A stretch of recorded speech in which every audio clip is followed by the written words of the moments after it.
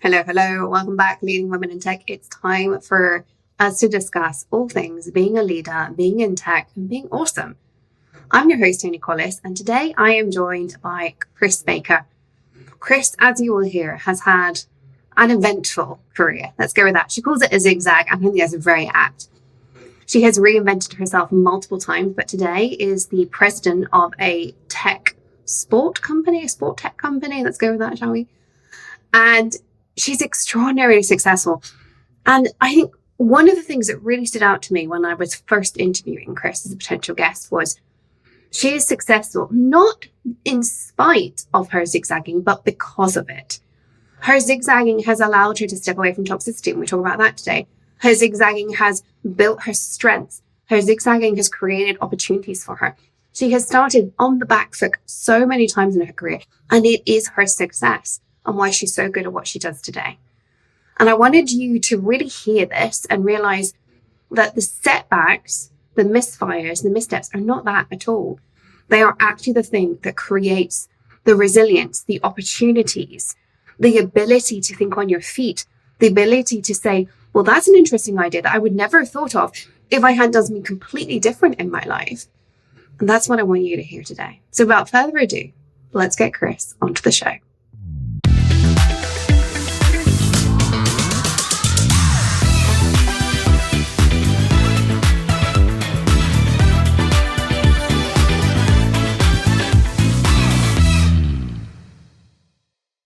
Welcome to the show, Kris.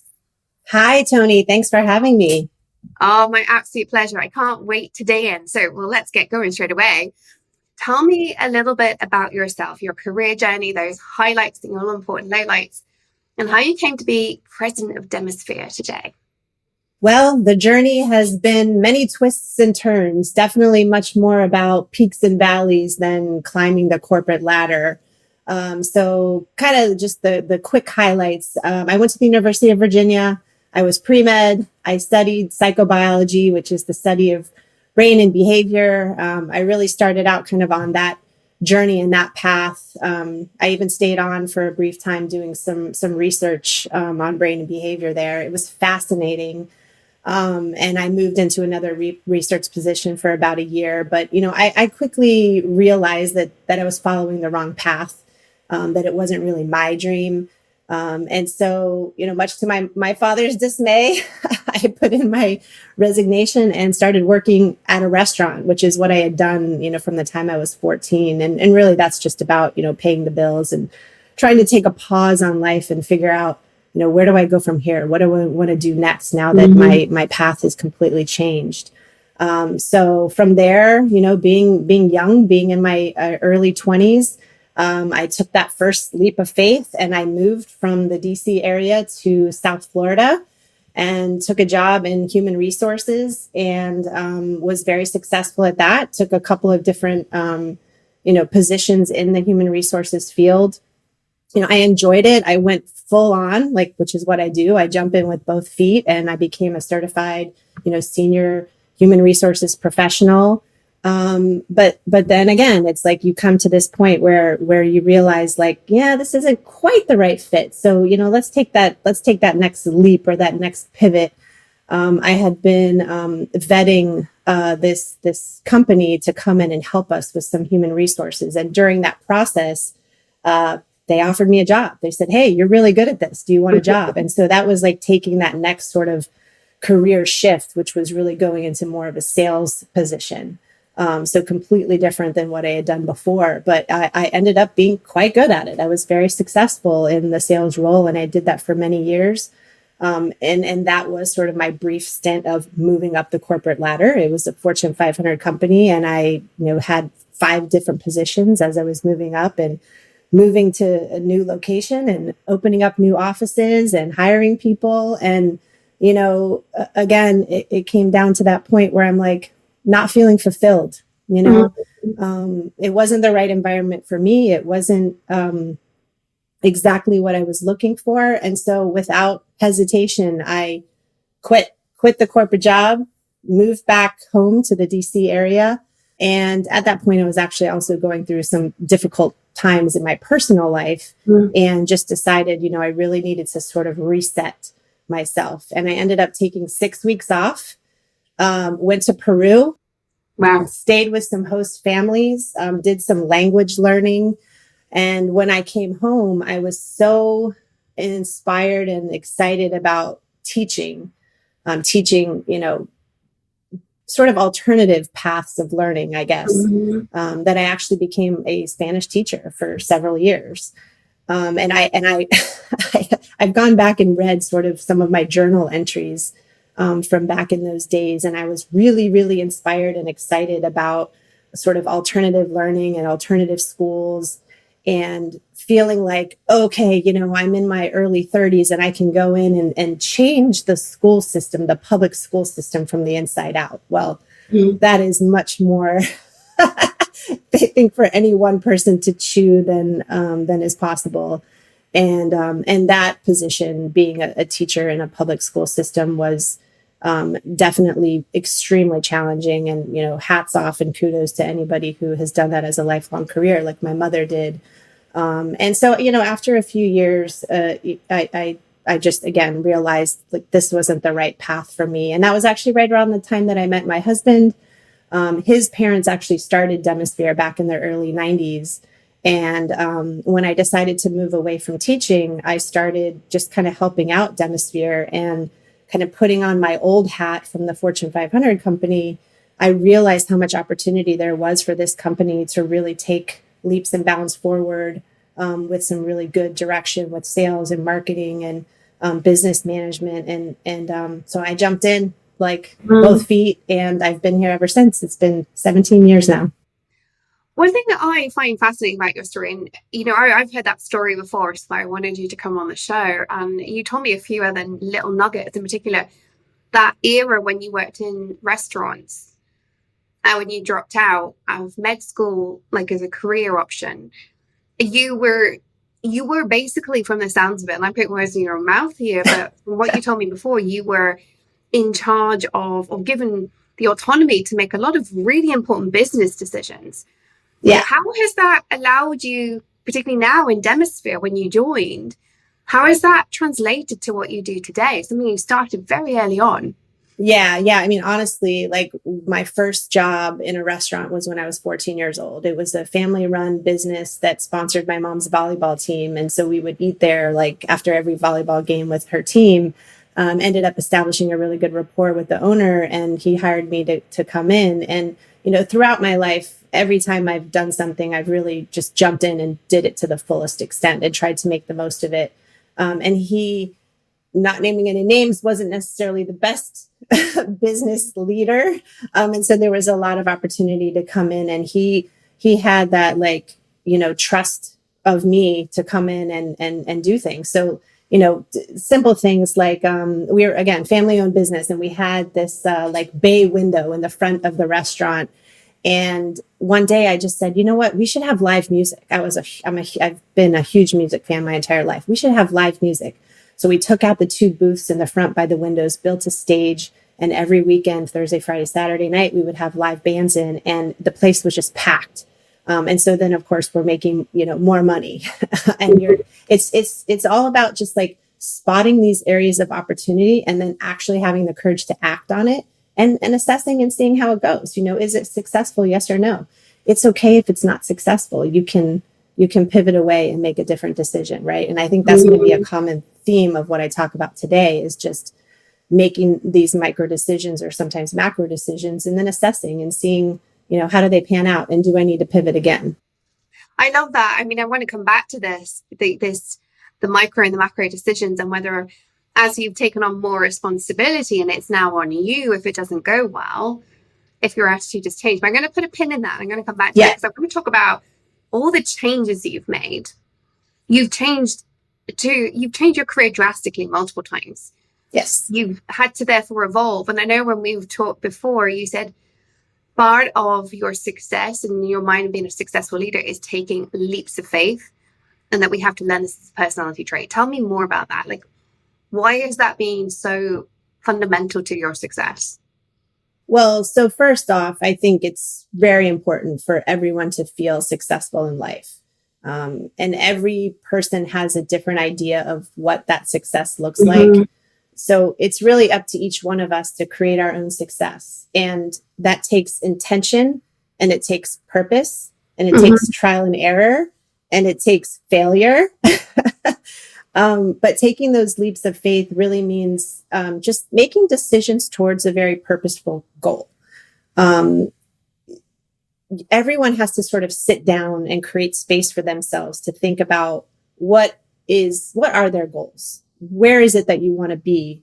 And doing that with intention. And I have always done that in my life of, sort of evaluating where I am, where I want to be, and then making those decisions about moving in the right directions towards that goal. But it's not just about making the decision and then, gliding on. You have to make that decision and then assess, was that decision fruitful? Did it put me on the right path? So you're constantly like making these micro, sometimes macro decisions, and then assessing and then pivoting, and then making decisions and assessing and then pivoting.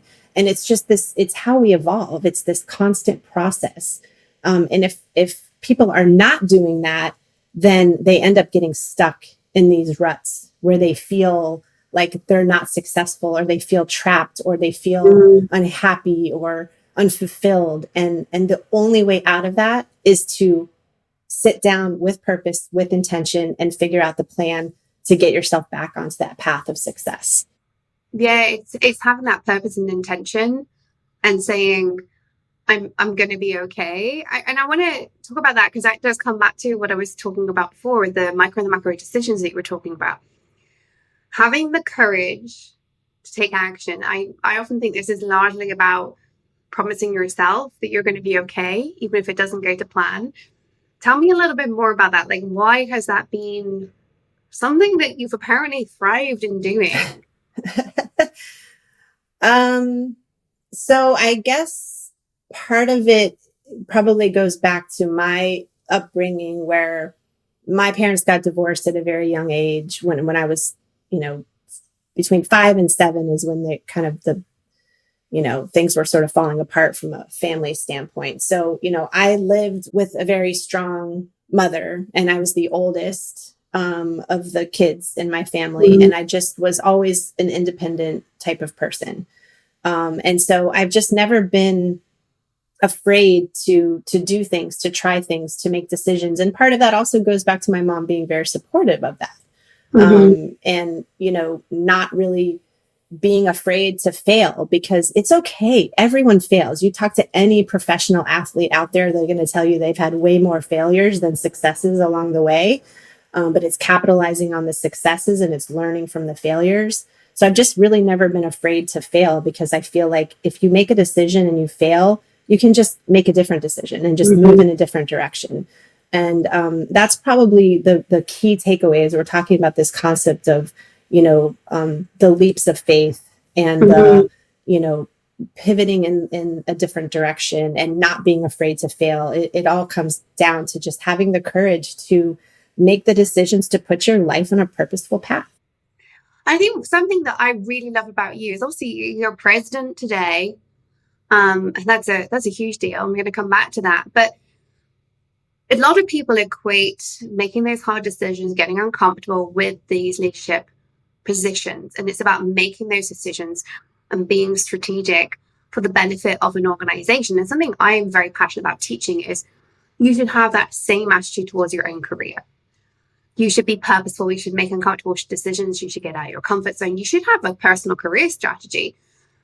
And what I'm hearing from you is you've come at it probably unusually, in my experience at least, the other way around, and that you've had that attitude from early on in your life personally, and then presumably it served you very well now as a leader as well.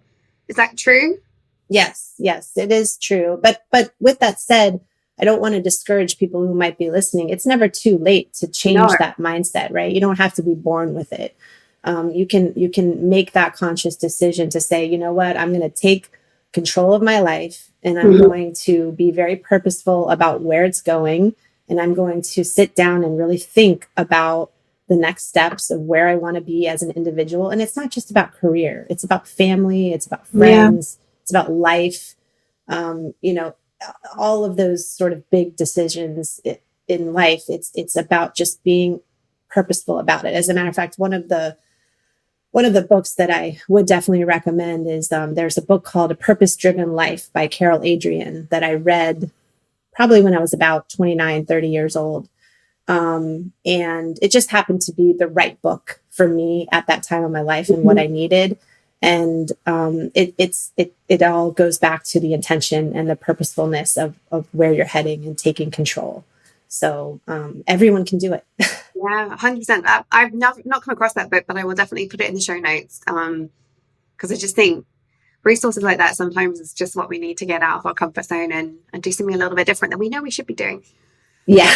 Yeah. So let's go back to those micro and those macro decisions, particularly, you know, you've been doing them for a long time. And obviously now as president, more of it's on you, if not all of it's on you. Like when somebody else makes a decision, how do you feel about that? Well, I think a lot of that goes back to some of the other questions you had, which is like surrounding yourself with good people and making sure that you're in an environment that's, you know, healthy and it's a good cultural fit. And, you know, I have the benefit of being able to direct sort of who joins our team, or at least to, you know, very strongly and encourage who joins our team and who stays on our team. And so a lot of that, it's not just about me. I mean, I have a really good, strong team that I work with who I value tremendously. And I learn from them and we learn from each other and we help, you know, everybody on our team sort of learn and grow and evolve. And so it is a lot about creating that culture, or at least making sure if you're not in a position to create the culture, at least make sure you're in a culture that matches what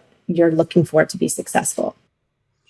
And I think that to me is something really fascinating, because a lot of the time when we talk about toxic culture, and I know you've got strong opinions, and we're going to talk a bit more about toxic culture in just a moment, but a lot of the time the conversations I'm having are around how to triage, how to deal with the situation that you've inherited.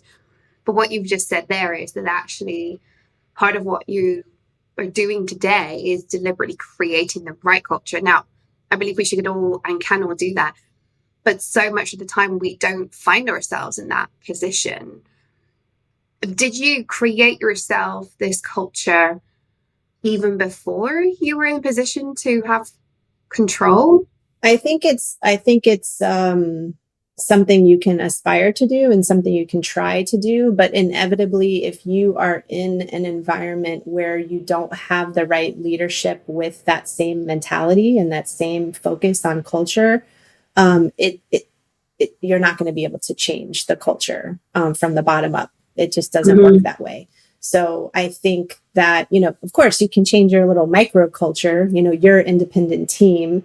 But a lot of it really does come down to the leadership. And so, you know, my recommendation would be that if anybody finds themselves in a culture where they don't feel valued, they don't feel heard, their opinions don't matter, they're not learning, or, you know, just in general, they don't feel valued, I would just immediately go home and find some quiet space, get out a journal, go for a walk, whatever is you need to do to get those wheels spinning and figure out your next move, like immediately.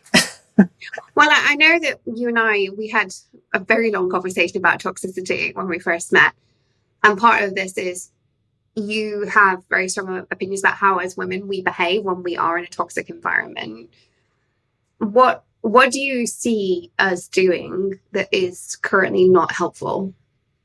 You know, just sort of the acceptance, like you just sort of accept that, like, oh, that's just the way it is. That's just the way things are. This is how the corporate world works, or, you know, I can't control this. And sometimes, yeah, you can't control it in the environment that you're in, but what you can control is whether or not you're in that environment. Yeah. And so it's something where that's a pivotal moment in life. And I've been in those cultures before. I have absolutely been in, you know, one in particular, very toxic environment.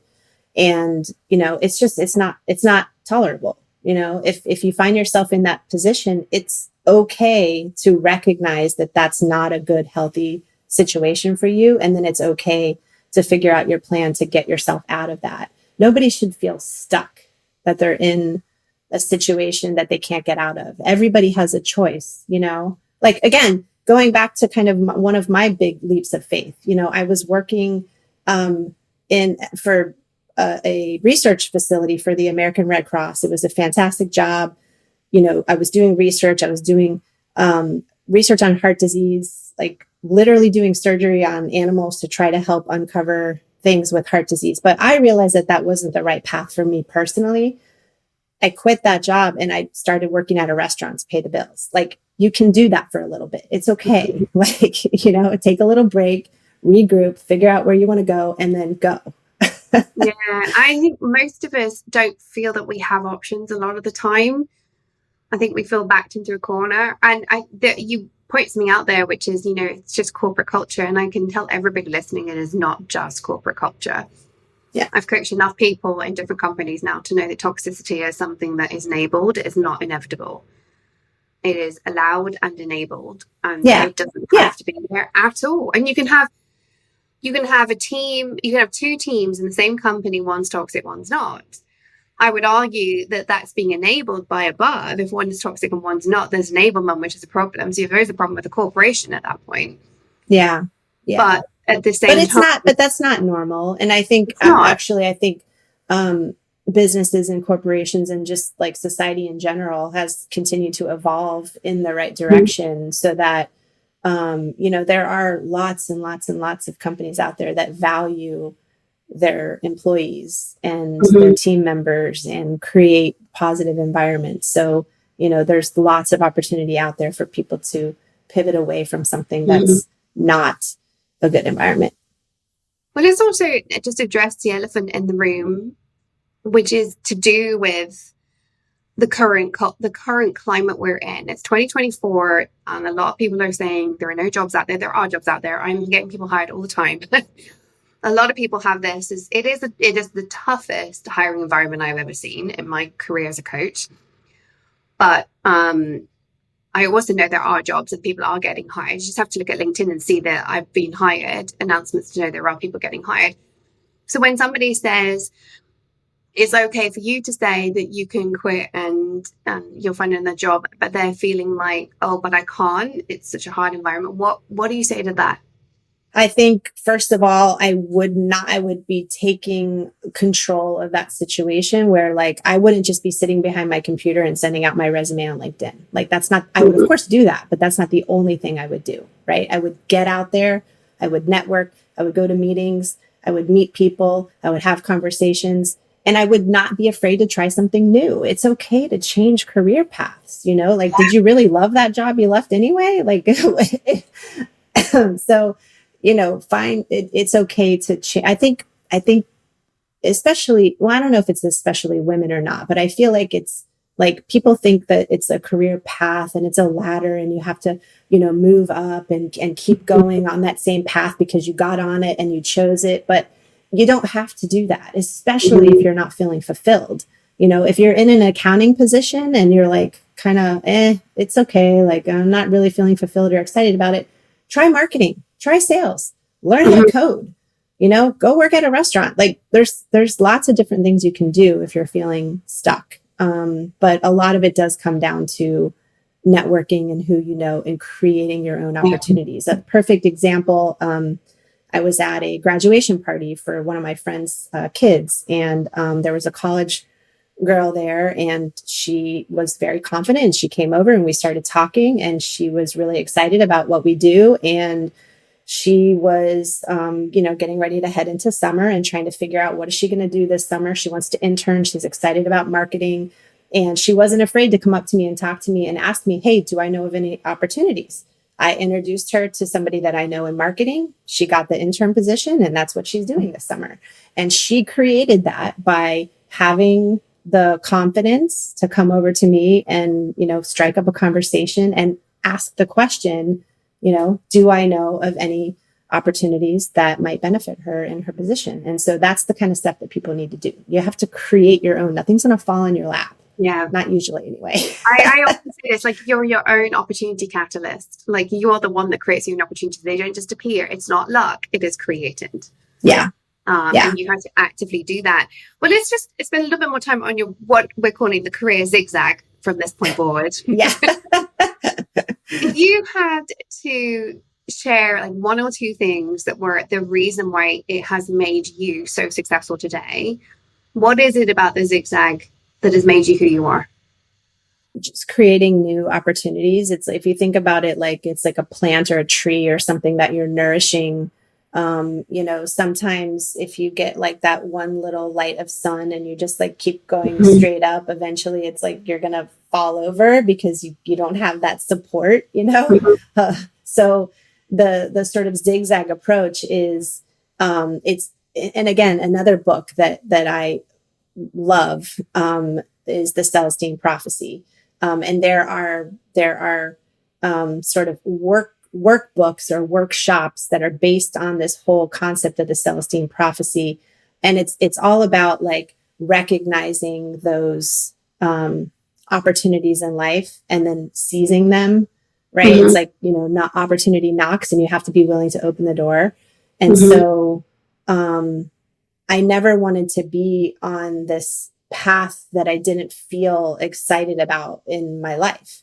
And so if opportunity knocked and I felt like that was a better opportunity for me, or if I felt like I was on the wrong path for me, I'm going to go create that opportunity for myself by looking for it, right? Or creating it by networking and talking and figuring out what I want to do. I just feel like it makes for a much more intentional life path, because you're creating it. You're not just letting it unfold in front of you. Yeah. And it makes me happier in my life because I feel like I'm in more control. Yeah. And I think the control thing, when you're going to be taking leaps of faith, is finding measures of control at the same time. That's something I've learned. I've reinvented myself as a coach. I completely quit my career as a tech leader. And it was figuring out what I had control of. I'm a bit of control freak, and I like that sign behind you. I'm not a control freak. I know. My aunt bought that for me. I laugh so hard because it is totally me. It's like, I definitely do feel like I like to be in control, but I also like to let other people figure out, the right answer, but it's hard sometimes to not tell them the answer when you know it. That's a whole other podcast interview. Like as a recovering control freak, as a control freak. That's funny. I love the word I love the word reinventing yourself. I hadn't really used that word too much when I talk about my own life path, but it is definitely the right word, reinventing yourself. And that only comes from the introspection and the purposeful approach to how you live your life. And just the other sort of what goes hand in hand with that. It's not just about reinventing or taking the leap of faith or pivoting or whatever. You also then have to reassess, reevaluate, and make sure that you're now feeling in a position where you are going to be successful. Because just because you make that decision doesn't mean it was the right one. And it's okay to be wrong. It's okay to fail. You can make the next decision. Yeah. I think that's so spot on. It's okay to fail. It's okay to make another decision. I think that's something we all need to embrace more. Yeah. Again, we can have a whole other conversation about that. But let's go on to the quickfire round. All right, here we go. What is the worst piece of advice you've ever been given? Worst piece of advice. Stick it out. You made the commitment, right? It's like, no, I made the commitment, but then I realized it was the wrong one. It wasn't the right one for me. So, my advice is that, when you feel like you've made a decision, and you're not on the right path and you're not feeling fulfilled and you find yourself in a toxic environment or whatever the negative emotions are, just move forward in the direction of your goal as quickly as possible, intentionally, with purpose. I love it. What is the best piece of advice you've ever been given? Jump in, give it a try. What's the worst thing that can happen? That's the what happens after you decide that, like, no, I'm not going to stick it out. I'm going to now jump in and make a different decision. If you're on the wrong path, you can leap to another one. What is that worst thing that can happen? Sure, you can fail, but then you can reassess, you can leap again. I think a lot about that show. I don't know if you remember that old show. I think it was from the 80s called Quantum Leap. where the Oh, I guy's love just like that show. leaping through different like time Yeah. periods, and he's learning all these different things along the way and evolving and growing. And I loved that show. They should bring that back. I'm just gonna say that. I love the meme. The remake, the remake. The remake, yeah. What is the last book you read and would you recommend it? Absolutely. Dare to Lead by Brene Oh, Brown. It's an older book, but it's all about choosing, courage over comfort, that it's okay to have, be vulnerable. It's okay to be messy. But, it's really focusing on like brave leadership. And all of the messiness that goes along with that type of thing. So I highly recommend that book. Definitely. I love that book. It is a well-thumbed book. Yeah. Somewhere on that bookshelf. Yeah. Yeah. It's a good one. I've actually read it twice. So yeah. I love it. I love that one so much. Remember all those book recommendations, including the two from earlier on, Purpose Driven Life and Sales Team Prophecy. I will make sure those links are in the show notes for anybody interested. Next question, mindset. What simple mindset tip would you give people to take leaps of faith today? So my biggest recommendation is for people to keep a journal. Ooh. And to write in it as often as possible and to go back and read it as often as possible. I have been keeping a journal since I was in elementary school for a very long time. I have loads of books that I have written in over the years. Not every day. I tend to pick up the books when I have a pivotal moment in my life that I need to make a decision about. And it is a very, very helpful tool to write to yourself, to mull through the pros and cons of, the decision that you're about to make or that you're being faced with, and to, use that to help uncover what it is you really want. Because sometimes what happens with us is that we get on this path and we feel stuck and we're frustrated and we don't know what to do. The only way to get through that is to work through it. You have to work through it. And the best way to work through that is to, jot down your notes, your thoughts, your fears, your excitements. And that really is going to help you figure out what to do next. So that's my biggest recommendation. Keep a journal, write it down, and teach yourself how to get through those hard moments. Oh, yes. I go backwards and forwards in journaling. I know it's really good for me, and I'm not the best at keeping that habit, but it is so good for understanding how you're really thinking. Like writing by hand just slows your thoughts down. It's such a biggie. I love that. That's a really good way to put it. It slows your thoughts down because again, when we're unhappy or we're stressed, our thoughts are racing, and it's like we can't solve the problem because we're not taking that deep breath, being very purposeful about it. I also do my best thinking in the shower or when I'm walking the dog, listening to music. So it really is about just having that sort of quiet time that forces you to really think about how am I going to get through this? Because remember, there is at least one solution, if not more, to every problem. You just have to, be purposeful about finding the answer. Yeah. Yeah. I feel like I just keep saying, I love it. I love it to everything you're saying. How can people find out more about you and what you do, connect with you? Where can we find you online? LinkedIn is my number one. I mean, I save my Facebook and my Instagram for my friends and family, so I'm not too public on those channels, but on LinkedIn, definitely anybody can find me, connect with me there. I love to help, inspire, guide, what have you. So if you're a young entrepreneur, or if you're an aspiring leader, or if you're a student and you're trying to figure out like what's a good next step, I'm always willing and happy to talk to people and share more of my story and, give advice if desired. So happy to hear from anybody on LinkedIn. I love that. Thank you for offering that. I think it's so important to everybody as well that we all have people like that we can reach out to. Any final thoughts you want to leave us with today? So yeah, sort of in a nutshell, I just want people to be very purposeful about making their own path, create those very purposeful goals that are right for you. So many times in my early years, when I didn't know what was right for me, I would do what I thought was right based on what my dad wanted or what my mom wanted, right? But like where I found the most success and happiness in my life is when I created those purposeful goals that were right for me personally. And just remember that success looks different for everyone.